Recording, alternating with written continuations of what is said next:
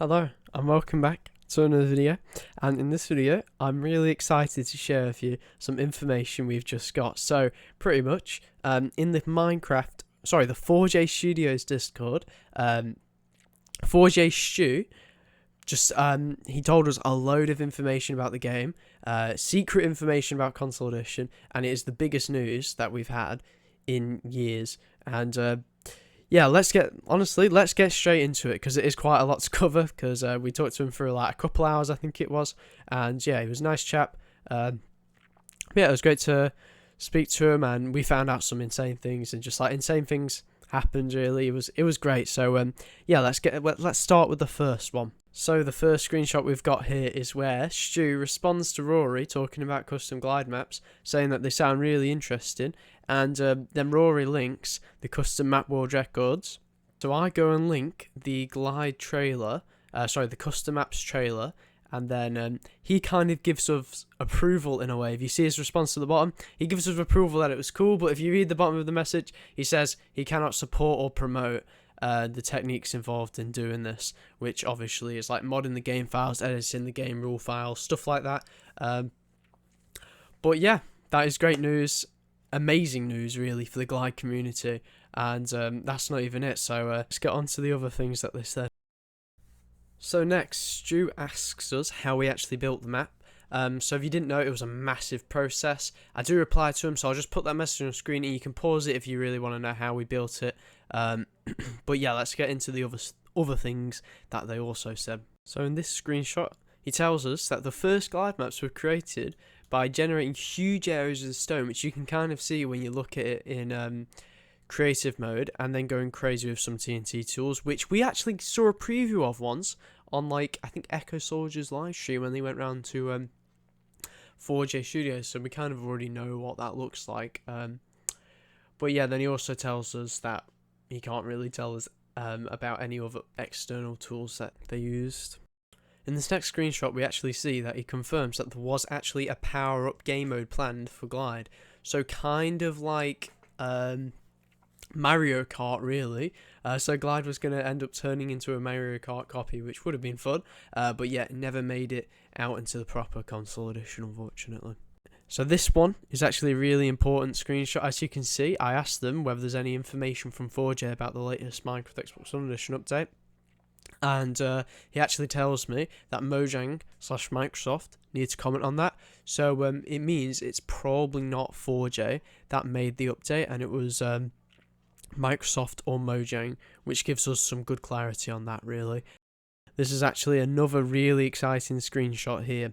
So, pretty much, lovely Stu here, he tells us that they had a battle beta version, or a version that they tried out earlier, 1 year earlier. So, in like mid-2015, they had a version of Battle Minigame, which is pretty crazy to think about. But they didn't like it, so they took a break and they came back and improved it, which is pretty good. And yeah, apparently balancing chess took time, which of course, honestly, the chess balancing is amazing in Battle Minigame, so I do not expect that to not take time at all. Right, so here we are on the second screenshot, and this is where 4J Steve tells us that was a lot of playtesting, so I'm sure they had a lot of fun. I then ask him who the best player out of them was, and he comes back with this response. So he says it's tough to say, and he says he was exceptionally average, but yeah, felt good with Glide and Tumble, which I'm pretty sure, if I remember correctly, I swear he was winning the Glide where they went against the 4 YouTubers, and yeah, their artists were really good too, apparently. In this screenshot, he tells us that he still plays Console Edition, and he still plays it regularly with his kids, which is just, I don't know, that's lovely, isn't it? In this, we try and ask for a Glide Professionals versus 4J Studios, but as I expected, they just didn't respond. In this one, someone asks them how closely they worked with Mojang for making the free minigames, and they only really just approved it all, Stu says, and they mostly designed it, pitched it to them, and yeah, they gave good feedback on things.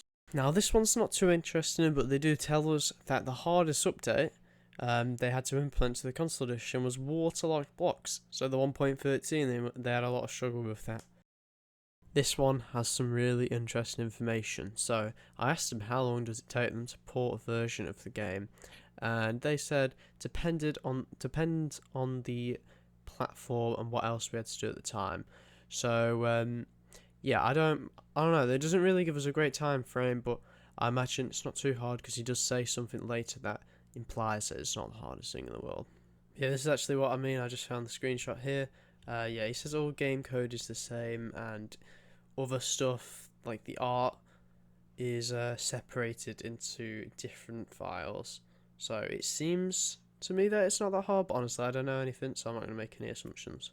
So in this screenshot, Perlo asked about the buy and preview menu, which was found in the game files a while ago, and pretty much you could change where your biomes were set, and it was like insane. Really, it was an insane discovery, and he's went and confirmed that this does exist, even though we kind of already knew that it did exist. But yeah, it's pretty interesting that he knew about it and stuff. Finally, we have made it to the end, but we've got one more screenshot to show you, which is just when he tells us about the conversations in the offices, and one of them being about the Glide speedrun world records, which are insane. If you've not seen them, you should go totally watch. Actually, to be fair, all the strategies you've seen me using in the background right now are in the Glide world records, so you kind of already have an example there. But yeah, they must have been really intrigued when you found that out, or just confused, because the Glide minigame, it's a confusing game mode. I suppose they're going to know it best. Anyway, that is it. That's all the messages that we had together. Obviously, I wasn't screenshotting them. I just went back and had a look at them just to show them to you guys. But yeah, that is it for this video. Thank you for watching, and I'll see you in the next one. Goodbye.